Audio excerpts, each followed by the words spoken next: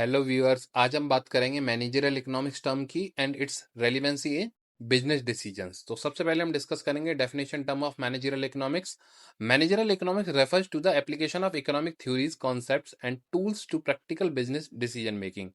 तो managerial economic discuss करने से पहले हम ब्रीफ में जरा डिस्कस करेंगे कि इकोनॉमिक्स टर्म क्या था, जहां हमने बात करी थी प्रोडक्शन, डिस्ट्रीब्यूशन एंड कंजप्शन। तो प्रोडक्शन, डिस्ट्रीब्यूशन, कंजप्शन से ही कनेक्टेड, से ही रिलेटेड सारी जो बिजनेस एक्टिविटीज हैं वो परफॉर्म होती हैं, क्योंकि अगर प्रोडक्शन नहीं होगा, डिस्ट्रीब्यूशन नहीं होगा, कंजप्शन नहीं होगा, तो ना इकोनॉमी होगी ना इकोनॉमिक्स होगा। अगर प्रोडक्शन, डिस्ट्रीब्यूशन, कंजप्शन होगा तो इकोनॉमी भी होगी और इकोनॉमिक्स टर्म भी होगा। अब उसी से रिलेटेड है टर्म मैनेजरियल इकोनॉमिक्स। तो मैनेजरियल इकोनॉमिक्स क्या रेफर करता है? ये एक एप्लीकेशन प्रोवाइड कराता है, इकोनॉमिक थ्योरीज प्रोवाइड कराता है, concept, tools and techniques provide कराता है, practical tools and techniques provide कराता है, जो कि किसी भी बिजनेस की डिसीजन मेकिंग में उसकी हेल्प करता है। आगे हम देखें तो it helps managers analyses problems related to pricing, production, demand, cost and resource allocation in order to achieve organisational goals efficiently. जैसा हमने अभी डिस्कस किया था कि जो मैनेजरल इकोनॉमिक्स है ये मैनेजर्स की क्या हेल्प करता है कि आप प्राइसिंग से रिलेटेड प्रॉब्लम्स में, प्रोडक्शन से रिलेटेड कंसर्न में, डिमांड से रिलेटेड टर्म्स में, कॉस्ट से रिलेटेड टर्म में, और जो आपकी रिसोर्सेज होती हैं किसी भी ऑर्गेनाइजेशन की उससे रिलेटेड एलोकेशन करने में, किस वजह से ये प्रोवाइड कराता है assistance to achieve organisational goals efficiently, जिससे आपकी जो ऑर्गेनाइजेशन का गोल है वो इफिशिएंटली अचीव हो पाए। इसके बाद हम इसके रेलिवेंट टर्म्स की बात करेंगे जो बिजनेस डिसीजंस में हेल्प करते हैं डायरेक्टली। तो जैसे पहला है डिमांड एनालिसिस एंड फोरकास्टिंग। इसका मतलब क्या है? ये मैनेजरियल इकोनॉमिक्स में किस तरीके से रेलिवेंसी है इसकी बिजनेस डिसीजंस को लेके। तो देखो, किसी भी बिजनेस एक्टिविटी की अगर हम बात करते हैं, किसी भी कंपनी की बात करते हैं, तो उसका मेन टर्म होता है डिमांड। डिमांड होता है और डिमांड एनालिसिस होता है। तो डिमांड बेसिकली टर्म होता क्या है? जहां हम विलिंगनेस टू पे और एबिलिटी टू पे की बात करते हैं, और दूसरे टर्म में बात करें जो कस्टमर की एक्चुअल में मार्केट में डिमांड होती है, जिसको कि कंपनी फुलफिल कर रही है, जिसके लिए कस्टमर पे कर रहा है। तो इसका एनालिसिस क्या होता है कि हमारी मार्केट में क्या डिमांड प्रेजेंट में है और क्या कमिंग फ्यूचर में रह सकती है। तो जो प्रेजेंट में है उसको तो हम डिमांड एनालिसिस बोल रहे हैं, और जो फ्यूचर में रह सकती है उसको हम बोलते हैं डिमांड फोरकास्टिंग। दूसरा टर्म आपका इसमें आता है production and cost analysis. Production and cost analysis क्या कहता है? जैसे प्रोडक्शन टर्म में लिखा हुआ है सेकंड लाइन में, economies of scale. Economies of scale से क्या मतलब है कि आप किस हिसाब से प्रोड्यूस कर रहे हो कि आपकी पर यूनिट कॉस्ट कम से कम आ रही है। और दूसरे टर्म में, प्रोडक्शन टर्म में, सिर्फ यही कंसर्न नहीं है, आपकी प्रोडक्शन की जितनी भी एक्टिविटीज होती हैं, आप शॉर्ट रन में प्रोडक्शन कर रहे हो, आप लॉन्ग रन में कर रहे हो, आप किस तरीके से प्रोडक्शन सेटअप को मैनेज कर रहे हो, ये सारी एक्टिविटीज आपकी मैनेजरियल इकोनॉमिक्स को डायरेक्टली सपोर्ट करती हैं।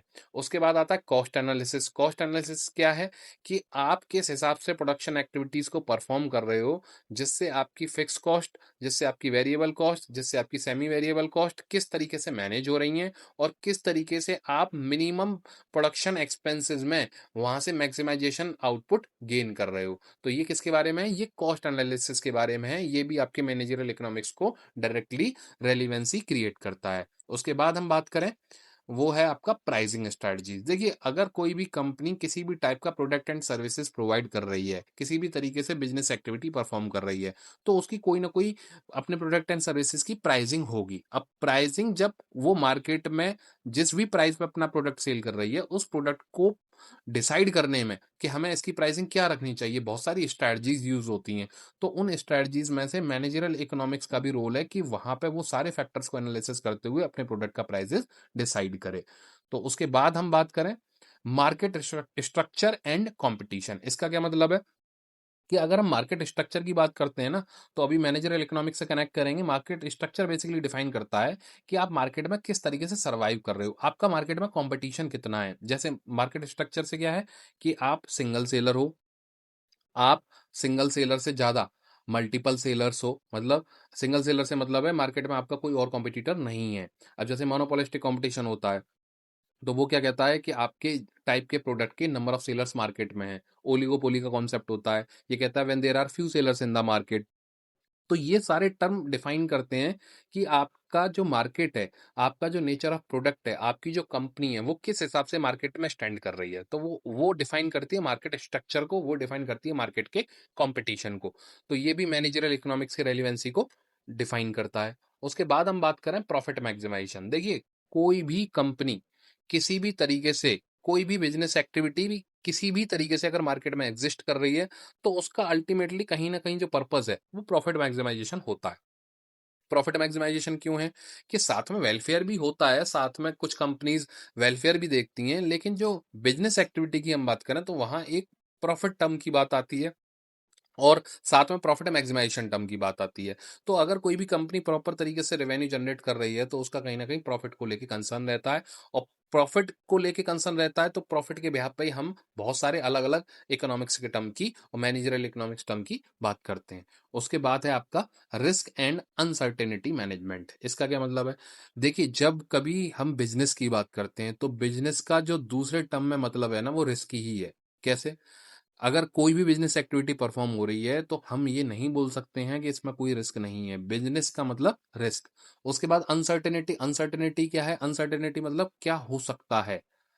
अनसर्टेनिटी से मतलब है कि इन फ्यूचर किसी भी बिजनेस एक्टिविटी को लेके ये रिस्क है और इससे रिलेटेड पॉजिटिव नेगेटिव कुछ भी हो सकता है। तो जो कुछ भी हो सकता है उसको हम अनसर्टेनिटी बोलते हैं। तो अगर हम किसी भी बिजनेस एक्टिविटी की बात कर रहे हैं तो उसके साथ risk and uncertainty directly connected है। लेकिन आप उस रिस्क एंड अनसर्टेनिटी को मैनेज कैसे कर रहे हो, कंट्रोल कैसे कर रहे हो और मैनेजरियल इकोनॉमिक्स के टर्म के साथ कैसे कनेक्ट कर रहे हो, ये एक स्ट्रैटेजिक डिसीजन है।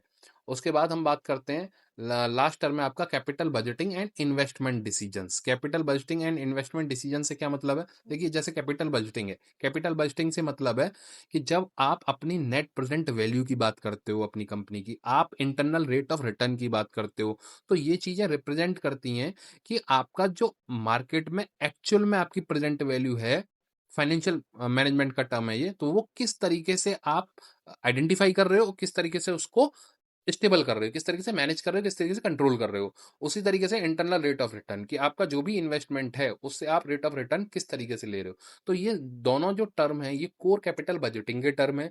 उसके बाद आता है इन्वेस्टमेंट डिसीजन। इन्वेस्टमेंट डिसीजन क्या है? कि आपकी जो भी बिजनेस एक्टिविटी परफॉर्म हो रही है उसमें फर्दर आप इन्वेस्टमेंट डिसीजन किस तरीके से ले रहे हो और इन सारे डिसीजंस में आपके में मैनेजरियल इकोनॉमिक्स का किस तरीके से आप उसको कंट्रोल करते हुए प्रॉपर तरीके से इंप्लीमेंट कर रहे हो। So it is all about the term managerial economics and its relevancy in business decisions.